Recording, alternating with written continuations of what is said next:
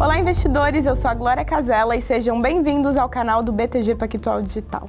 Hoje estou aqui no Rio de Janeiro ao lado do José Carlos Carvalho, que é PhD em Economia pela Universidade de Yale e sócio responsável pela análise macroeconômica da Paineiras Investimentos. Tudo bom, José Carlos? Tudo bem, Glória? Muito obrigada pela sua participação no nosso canal. Prazer receber vocês aqui. Vamos começar falando, José, sobre a história da Paineiras. Vocês estão desde 2007 no mercado. Como que foi a trajetória? Pois é, isso que você falou é uma característica bem importante para a gente, porque muitos fundos nascem e morrem e nós estamos aqui há 10 anos, a mesma equipe, basicamente a mesma equipe, é uma coisa que a gente tem muito orgulho. Como é que foi a criação da empresa? Basicamente, os dois sócios fundadores foram o Ney Marinho e o Antônio de Pádua Bittencourt. Eles eram da mesa de trading do Banco Icatu, né? Eles saíram, decidiram fazer um fundo para gerir o dinheiro próprio. Então, isso também é uma característica importante do nosso fundo. A gente sempre fez a gestão aqui como se a gente estivesse gerindo o nosso próprio dinheiro. Então, todos nós temos nosso dinheiro aqui no fundo. Então, saíram o Ney e o Antônio do Icatu, começaram o fundo em 2007. Né? Mais duas pessoas que estão com a gente até hoje, foi a Andréa Varela, que cuida da parte comercial, e o Teodoro Messa, que é o nosso CFO, né? E também entraram no Day One, e estão aí juntos com a gente desde o começo. 2 anos depois, eu e o Gerald Medley nos juntamos à equipe, né? O Gerald veio de uma trajetória que era sócio do Banco Pactual, foi para a JGP, também sócio fundador da JGP, depois veio para cá, e eu a mesma coisa, também Pactual, JGP, e vim para cá. E 1 ano mais tarde, o Davi se juntou também, que é um dos traders da empresa. Então, essa equipe, há 7, 8 anos e alguns há 10 anos, está toda junta, gerindo o fundo. Então, essa é mais ou menos a nossa história. Quais são, assim, os nossos valores? A gente tem uma estratégia, a gente passou de 10 anos e a gente continua tendo uma estratégia só. A gente não está querendo criar aqui um asset management. A gente gera um fundo para gerir o nosso dinheiro e a gente faz para os clientes a mesma coisa que a gente faz para o nosso dinheiro. Então, depois de 10 anos, a gente não tem um fundo de crédito, um fundo de ações. Não, a gente tem um fundo multimercado e o que a gente acha bom, a gente faz nesse fundo. Se a coisa boa é fazer renda fixa, a gente faz renda fixa e faz nesse fundo. Se a coisa boa é fazer ações, como agora a gente está mais animado com ações e depois a gente pode falar um pouco sobre isso, a gente faz mais ações. Então, essa é a filosofia. Outra coisa também é que a gente não quer fazer um fundo que seja muito morno, né? Então, a gente quer fazer um fundo que ganhe do CDI a longo prazo. E vem sendo uma história de sucesso. Nesses 10 anos, se vocês olharem a rentabilidade do fundo, né, desde o começo, a gente rendeu mais de 2 vezes a rentabilidade do CDI. Né? Mas, como eu falei para vocês, como é uma estratégia que envolve mais risco, é um fundo mais volátil. Você não pode ganhar do CDI a longo prazo ganhando a cada mês do CDI. Né? Então, é um fundo um pouco mais volátil e eu diria que a gente sempre fala para os clientes que o objetivo deles deve ser não ficar 1 mês, 2 meses, 3 meses. Nesse horizonte, certamente, né, a gente pode não conseguir ganhar do CDI, mas no horizonte longo, como nossa rentabilidade mostra, você consegue ganhar várias vezes. Então, o cliente tem que saber dimensionar o tamanho, né, que ele vai colocar no fundo, tem que ser um tamanho que permita ele correr o risco e ele esteja confortável com esse risco, mas principalmente seja um tamanho que permita ele ficar conosco 3, 4 anos, alguma coisa assim. E aí sim, visa uma rentabilidade mais alta. Aproveitando que você está falando disso, vamos falar um pouquinho de economia. Como que você enxerga o momento econômico do país hoje? Nós estamos bem otimistas com o Brasil. Isso acho que é um momento bom para o Brasil. E tem 2 aspectos assim que eu diria que são os mais relevantes. Primeiro, o cenário internacional está bastante favorável para mercados emergentes. Né? Os bancos centrais do mundo inteiro jogaram uma quantidade de liquidez muito grande na economia, compraram títulos e colocaram dinheiro no mercado. Quando eles colocaram esse dinheiro no mercado, obviamente esse dinheiro foi comprar vários ativos, né? Então todos os ativos estão em tendência de alta e isso aí está fazendo uma perspectiva boa para ativos de risco, em particular mercados emergentes. Então, o cenário lá fora ainda é bom. A gente tem aí o Fed começando a se movimentar rumo a uma alta de juros, está fazendo alta de juros, começando a retirar o quantitative easing, que é a expansão quantitativa. O Banco Central Europeu também vai caminhar nessa direção.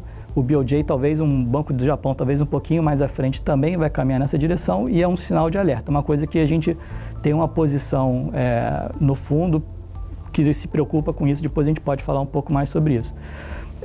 Mas dado o momento atual do cenário internacional é positivo. E dado isso, com esse ambiente internacional positivo, acho que o Brasil vai se beneficiar muito dessa queda de juros que está acontecendo, né? A taxa Selic estava em 14,25%, vai cair para um número perto de 7%, talvez abaixo de 7%, entre 6,5% e 7%.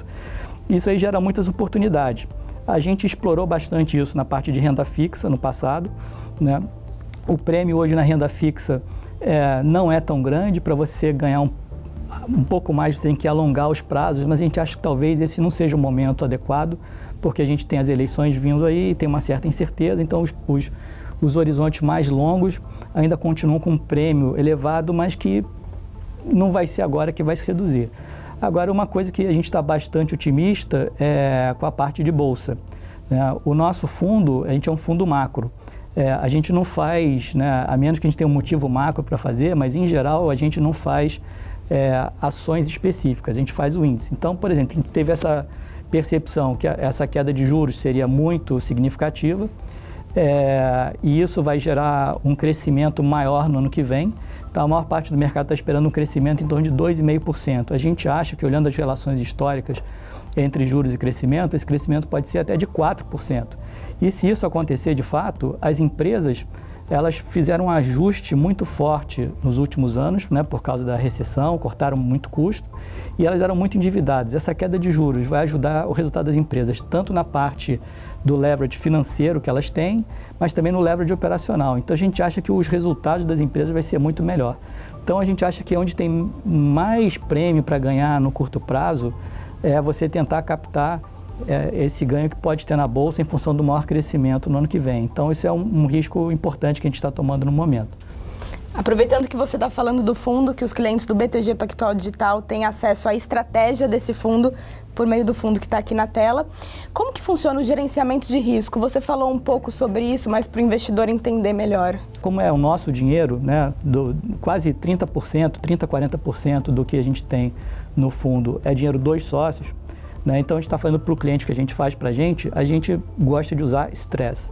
Stress é o seguinte, a gente pega as posições que a gente tem e olha na história para trás, muitos anos para trás, quais foram os piores momentos daquelas posições, né? E a gente não cancela uma com a outra. Então, por exemplo, se eu estou long dólar australiano e short real, o dólar australiano se move junto com o real, não tem problema. Eu vou ver o pior que eu posso perder no dólar australiano, historicamente, aconteceu, o pior que eu posso perder no dólar real e não cancelo um com o outro. Então, eu vou somando, né, sem fazer nenhuma compensação um com o outro, o estresse de todas as posições que eu tenho, olhando o histórico de que de fato aconteceu nos últimos tempos.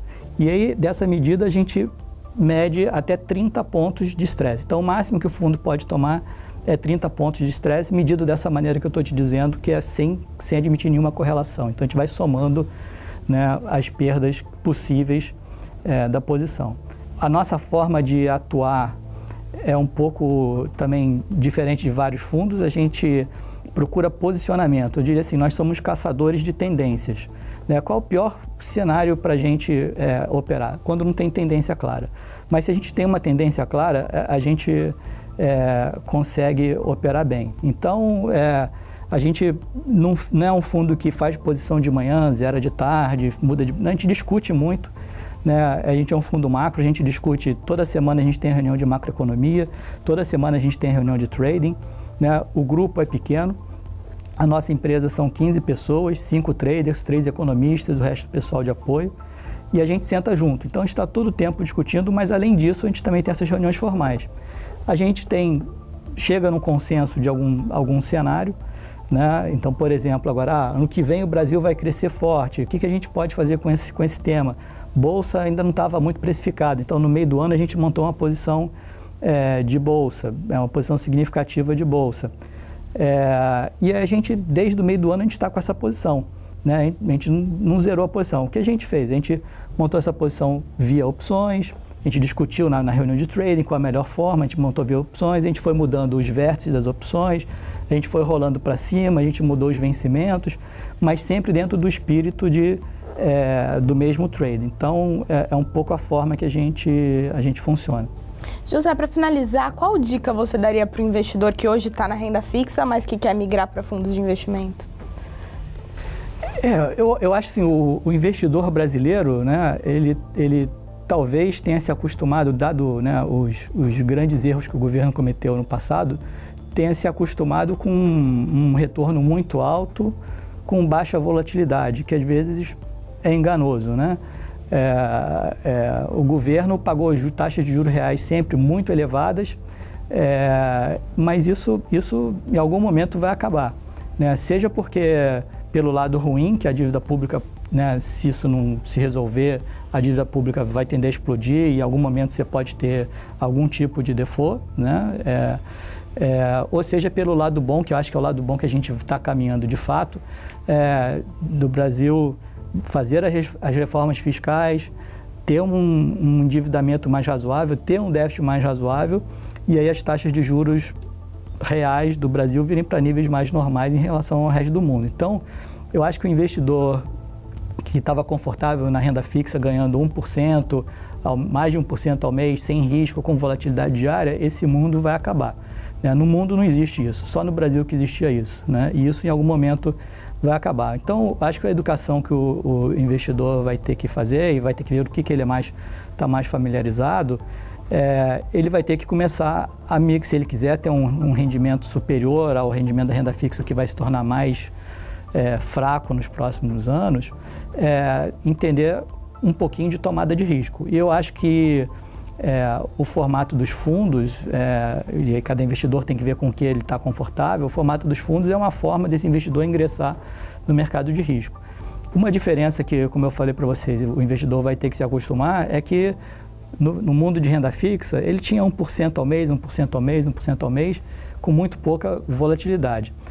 Se ele quiser ter um retorno de 10%, 12% que ele tinha antigamente, e ele vier para o mercado de fundos, certamente ele vai ter que ter mais volatilidade, seja nos fundos de multimercado, né, seja nos fundos de ações, seja onde ele estiver mais confortável. Mas é possível manter um retorno alto. Acho que a mensagem é essa, é possível você manter um retorno alto.